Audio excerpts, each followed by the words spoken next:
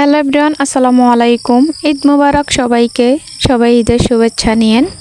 এখন বাজে সকাল 6টা। তো আমাদের গরুটা গতকালকের রাতে মানে চাঁদ রাতের দিন আনা হয়েছে। তো যেহেতু রাত হয়েছে তাই আপনাদের সাথে আর শেয়ার করতে পারি নাই। তারপরে আর আমিও কিন্তু দেখি নাই। তো সকাল 6টা বাজে আমি গেলাম, ভাবলাম যে একটু দেখে আসি। তারপরে গরুটা কেমন দেখতে, দেখার পরে আলহামদুলিল্লাহ গরুটা দেখতে অনেক সুন্দর হয়েছে, দেখতে অনেক ভালো হয়েছে। গরুটা দেখে তো অনেক হ্যাপি। যাই হোক, গরুটা হচ্ছে লাল কালারের, দেখে গরুটা অনেক পছন্দ হয়েছে। তারপরে হচ্ছে সকালবেলা সকাল ভাবলাম যে সবাইকে রেডি করে দিই, মানে বাচ্চাদেরকে রেডি করে দিই। আর আমার দুই ভাবি ওরা তো আছে আমাদের বাড়িতেই। তো ভাবিদেরকে বললাম যে বাচ্চাদেরকে আগে রেডি করে দেওয়ার জন্য। তারপরে হচ্ছে ওদেরকে সকালে গোসল করিয়ে তারপরে জামা কাপড় পরিয়ে দেওয়া হয়েছে। তারপরে হচ্ছে এই তো আমার ভাইয়া শুদ্ধে রেডি হয়ে গেছে। তো ভাইয়াকে বললাম একটু দাঁড়ান, আপনাদের একটু পিক তুলি আর একটু ভিডিও করি। তারপরে তো আমার ভাইয়া দাঁড়ালো। আর আমার একমাত্র ভাতিজা মানে আমার ভাইয়ের ছেলে একটাই, আর আমার বড় ভাইয়ের মেয়ে আর ছোট ভাইয়ের মেয়ে, দুজনের কিন্তু ড্রেস একই রকম কেনা হয়েছে। তো এদিক দিয়ে হচ্ছে আমি সেলামি দিতেছি ওদেরকে, ওরা ধরছিল ওদেরকে সেলামি দেওয়ার জন্য। তারপরে এই তো একজনকে 500 টাকা করে তারপরে দেওয়া হয়েছে। আলহামদুলিল্লাহ ওরা অনেক খুশি। আর আমি ওদেরকে দিয়েও মানে আমার কাছে একটু ভালো লাগতেছিল, মানে ওদেরকে ঈদের দিন গিফট দিতে পারছি। আর ওদেরকে সবসময় আমাদের কাছে তো আর পাওয়া হয় না, ওরা ঈদ উপলক্ষে আসছে আমাদের বাড়িতে। তারপরে এই তো দুইজনকে রেডি করিয়ে তো একটু আমি সাজিয়ে দিলাম। সাজিয়ে এখন একটু বললাম যে বাইরে যাওয়ার জন্য একটু পিকটিক তুললাম।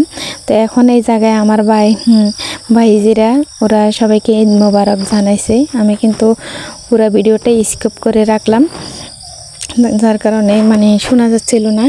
তো আমি বলে দিলাম ভয়েস আপনাদেরকে, সবাই ঈদ মোবারক নিয়েন। তো এখন আমার ভাইয়াকে আমি বললাম, ভাইয়া একটু ওদেরকে ঈদে নিয়ে নেন, মানে ঈদগাতে নিয়ে নেন, যে এখানে মানে ঈদের মানে সব কিছু বসে ওই জায়গায়, মানে এদেরকে ঘুরিয়ে আনার জন্য। তারপরে এই তো ভাইয়া ওদেরকে নিয়ে নিল। তো ওদেরকে বাজারে মানে ওই ঈদগাতে নিল। দেখি ওরা হয়তো কিছু খাবে, ঘোরাফেরা করবো, কিছু কেনাকাটা করব। আবার জলদি তাড়াতাড়ি করে আসতে হবে, কারণ যেহেতু গরু জবাই করতে হবে। আমার ভাইয়া কিন্তু সকাল 7টা বাজে ওদেরকে নিয়ে ঈদ খেতে গেছিলো। তারপরে হচ্ছে একটু জলদিভাবে আবার আসবে, যেহেতু গরু জবাই করা লাগবে, যার কারণে। তো এদিক দিয়ে আমার ভাবি আর আমরা সবাই মিলে মানে হাতে হাত লাগিয়ে কাজগুলো করে নিচ্ছি। আর এই ঈদের দিন কিন্তু সবাই কাজ করতে হয়, যেহেতু এই কোরবানির ঈদে অনেক বেশি কাজ আর সবাই অনেক বেশি ব্যস্ত থাকে। আর কাজের তো কোনো শেষ নাই, কিন্তু এসব কাজের ভিতরে কিন্তু অনেক বেশি আনন্দ থাকে, যেটা সত্যি কথা। মানে আজকে সারাটা দিন একটু কাজের মধ্যে দিয়ে গেছিলো, শরীরটা অনেক বেশি টায়ার্ড হয়ে গেছে। তারপর আলহামদুলিল্লাহ ভালো লাগছে। সবাই মিলে আছে, দুই ভাবি আছে, আমি আছি। তো শুধু আমার বড় বোন নাই, ও শ্বশুর বাড়িতে। তো সবাই মিলে কিন্তু ভালোই দিনটা কাটতেছে। আর ভাই ছেলে ওদেরকে কাছে পেয়ে অনেক বেশি ভালো লাগতেছে। আর বড় ভাই তো নাই, ও তো দেশের বাইরে থাকে। জানি না আল্লাহ কবে নসিবে জোটাবে ভাই বোন সবাই একসাথে ঈদ করতে পারবো। তো এদিক দিয়ে হচ্ছে আমি একটু, যেহেতু আমার ছোট ফোলাফাইন আমার ভাই ওদের ছোট বাচ্চা আছে, তো আমি একটু বেশিরভাগই কাজে একটু হেল্প করতেছি। তো আমি এদিক দিয়ে বড় ভাবি আগুন দিতেছে আর চুলার মধ্যে, আমি এদিক দিয়ে যে কাইট ডোটা ওইটা করে নিছিলাম। আর ভাবি বলল আমাকে যে ওরা নাকি পারফেক্টভাবে পারে না, তো আমি করে নিলাম। আলহামদুলিল্লাহ মানে রুটিগুলোর ডোটা এত সুন্দর হয়েছে, মানে বলার মতো না, মানে অনেক সুন্দর হয়েছে। আমি কিন্তু অতটা কিন্তু চালের রুটির বানাইতে পারি না। হ্যাঁ, তারপরে এই তো রুটিগুলো এক এক করে বানিয়ে নিয়েছি। আর এদিক দিয়ে হচ্ছে গরুটা যখন জবাই করা হয়েছে তখন কিন্তু আমরা কাজেই ছিলাম। অনেকগুলো রুটি বানানো হয়েছে। তো এদিক দিয়ে আরও টুকটাক কাজ ছিল। আর বাচ্চাদের জন্য এতটা কাজ করতে পারে না, মানে কাজ করতে আসলে বাচ্চারা কান্নাকাটি করে, তখন আবার ভাবিরা ওই জায়গায় চলে যেতে হয়। তো তারপরে অনেকগুলো রুটি বানাইছি, আরও টুকটাক অনেক কাজ আছে, কাজগুলো করে নিয়েছি। আর এদিক দিয়ে আমি আসলাম, দেখি গরুটা কতটুকু আগাইছে কাটা। আমি যখন জবাই করছিল তখন কিন্তু আমি সামনেই ছিলাম, ওই সময় কিন্তু ভিডিওটা শ্যুট করি নাই, আর একটু দেখলাম আর আমি উপভোগ করলাম। আসলে জিনিসটা অনেক বেশি কষ্ট লাগে, নিজে না পারলে কি হয়েছে, গরু নিজে যদি পালিত নাও হয় তারপরও এইসব পশু যদি জবাই করে তখন কিন্তু অনেক বেশি মায়া হয়, অনেক বেশি কষ্ট লাগে। তারপরে হচ্ছে এদিক দিয়ে আমরা মাংসগুলোকে একদম আলাদা আলাদা করে গরুটাকে মানে সব কিছু পিস পিস করে নিয়ে আসা হয়েছে অন্য জায়গায়। তারপরে ওই জায়গায় এখন মাংসগুলো কাটা হইতেছে। এদিক দিয়ে কেউ আলাদা করে দিতেছে, যেহেতু আমরা মহিলা মানুষ, আমরা ওইভাবে পারবো না। তারপর আমরা যতজন মহিলা আছিলাম সবাই মিলেই কিন্তু আমরা হাতে হাতগুলো লাগিয়ে কাজগুলো করে নিয়েছিলাম, কারণ না হয়তো বা লেট হয়ে যাবে। যার কারণে আমরা সবাই মিলে যে যার ঘর থেকে বটিটা নিয়ে সবাই মিলে কাজগুলো আমরা করতেছি। তো এই তো মাংসগুলো মোটামুটি শেষের দিকেই হয়েছে, মাংসগুলো মোটামুটি কাটা শেষের দিকেই, কিন্তু হাড়গুলো রয়ে গেছে। তো একটা জিনিস কি, সবাই যখন প্রথম কাজ অনেক বেশি আগাইছে আর লাস্টের দিকে গিয়ে কাজ একদম স্লো হয়ে গেছে। যখন কলিজা ভাগ করে দেওয়া হয়েছে, মাংস ভাগ অর্ধেক মানে প্রথম মাংস যেগুলো হয়েছে ওগুলো ভাগ করে দেওয়া হয়েছে, তখন কিন্তু সবাই ঘরে ঘরে চলে গেছে, তখন কিন্তু কাজে একটু ডেল দেওয়া হয়েছে। তার কারণে আমাদের একটু লেটই হয়ে গেছে, প্রায় 2টা বাজে গেছে। কিন্তু অনেক আগে কাস্টমার সারে যেত আমাদের, কিন্তু সবাই একটু কাজের ডেল দিয়ে দিছে, যার কারণে একটু লেট হয়ে গেছে। তারপর আলহামদুলিল্লাহ ভালোভাবেই দিনটা গেছিল আর মাংসগুলো কাটা হয়েছে। আর এদিক দিয়ে আমি কি বলবো, এতটা কাজে ব্যস্ত, শুধু ওই জায়গায় তো কাজ করলে হবে না, ঘরে এসে তো আরও অনেক কাজ। আর যেহেতু ভাবিরা এই জায়গায় থাকে না আমাদের বাড়িতে, ওরা ওইভাবে কিন্তু বুঝে না, তো আমি কিন্তু ওইভাবে কাজগুলোকে গুছিয়ে নিতে হচ্ছে। আর সব বাইরে গেলেও আমি, আবার ঘরে আসলেও আমি। তারপরে হচ্ছে আমি করলাম, ঘরে এসে আবার সবাইকে এই ফাঁক দিয়ে আমি আসলাম, মাংসগুলো রেখে গেলাম। তারপরে এখানে আবার মাংস কাটলাম, আবার মাংসগুলো রেখে গেলাম। রেখে যাওয়ার পর আবার কলিজাগুলো যখন ভাগ করে দেওয়া হয়েছে তখন এগুলোকে আবার ছোট ছোট করে পিস করে নেওয়া হয়েছে। তো এই তো সবাই কিন্তু মাংসগুলো অনেক সুন্দর করে কেটে নিতেছে, আর সবাই কিন্তু অনেক উপভোগ করতেছে। আসলে সবাই মিলে যখন এক জায়গা হই, যখন অনেক একজন এক এক কথা বলে, অনেক বেশি ভালো লাগে।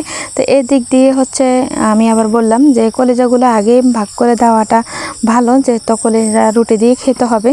তো এদিক দিয়ে আমি আবার কলিজাগুলো কেটে নিয়েছি, সব কিছু আলাদা আলাদা করে, একদম গুদ্দা, কলিজা, ফ্যাপসা সব কিছু আলাদা আলাদা করে কেটে নেওয়া হয়েছে, আবার আলাদা আলাদা করে ভাগ করে নেওয়া হয়েছে।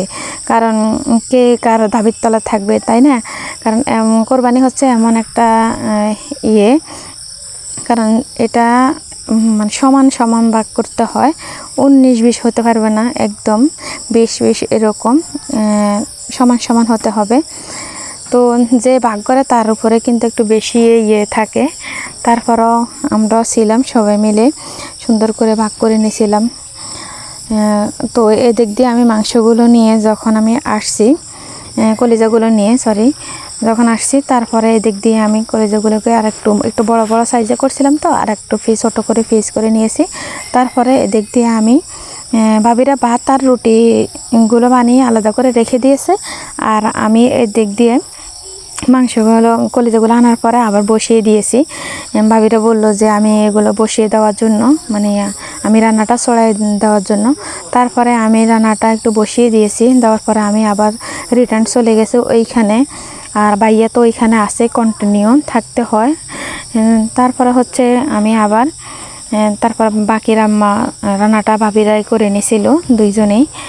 তো এই তো এখন কলিজার পর্বটা তো শেষ, তারপর হচ্ছে মাংস। তো মাংসগুলো এক এক করে সবাইকে ভাগ করে দেওয়া হয়েছে। ভাগ করে দেওয়ার পর মাংসগুলো নিয়ে বাসায় চলে আসছি। তো বাসায় আসার পর এখন আবার আরেকটা দায়িত্ব, এখন বাসায় আসার পর ওইখানে একটা দায়িত্ব ছিল ভাগ করে আনার জন্য, এখন আবার আরেকটা দায়িত্ব ভাগ করে সবাইকে দেওয়ার জন্য। আলহামদুলিল্লাহ সুন্দর মতো করে আমি সব কিছু ভাগ করে সবাইকে বন্টন করে দেওয়ার চেষ্টা করছি। আমি এখানে 3 ভাগ করে নিছি, এক ভাগ হচ্ছে আমাদের, এক ভাগ হচ্ছে আত্মীয় স্বজনের, এক ভাগ হচ্ছে গরিব দুঃখীদের। তো সবাইকে আমি বাড়িতে যারা যারা কোরবান দেয় নাই তাদেরকে মোটামুটি যতটুকু সম্ভব দিছি, আর আত্মীয় স্বজনের জন্য রাখছিলাম, সবাইকে আত্মীয় স্বজনদেরকেও দেওয়া হয়েছে।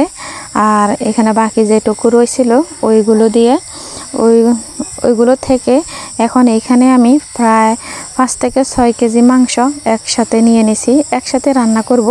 যার কারণ হচ্ছে একসাথে মাংস রান্না করলে কি হয়, মজা হয়। প্রথম দিন যেই টেস্টটা হয় মাংস রান্না করার, পরের দিন কিন্তু ওই টেস্টটা আর হয় না, ভালো লাগে না। তো আমি কি করি, একটু বেশি করে রান্না করি যেন ভালো লাগে, আর যার কারণে আমি একটু বেশি করে রান্না করতেছি। আর সবাই যেহেতু আছে মন ভরে খাবে, এই তো। আর দেখি আমার ভাইয়ের জন্য, বড় ভাইয়ের জন্য কিছু রাখি দেব বক্স ভরে, কারণ আমার খালাতো ভাই যাওয়ার কথা ঈদের পরে বিদেশ। তো আমার খালাতো ভাইয়ের কাছে একটু যদি পারি দিব। আর এই দিক দিয়ে হচ্ছে তাড়াহুড়া করে আমি কারেন্টের চুলায় মাংস বসিয়ে দিয়েছি মেখে, যেহেতু সময় একদমই কম। তো যাই হোক, আজকের ভিডিওটা কিন্তু এই পর্যন্তই। আর কি বলবো, সবাই ভালো থাকবেন, আমাদের জন্য দোয়া রাখবেন, আর সবাই সুস্থ থাকবেন। আজকের ভিডিও পর্যন্তই, আল্লাহ হাফেজ।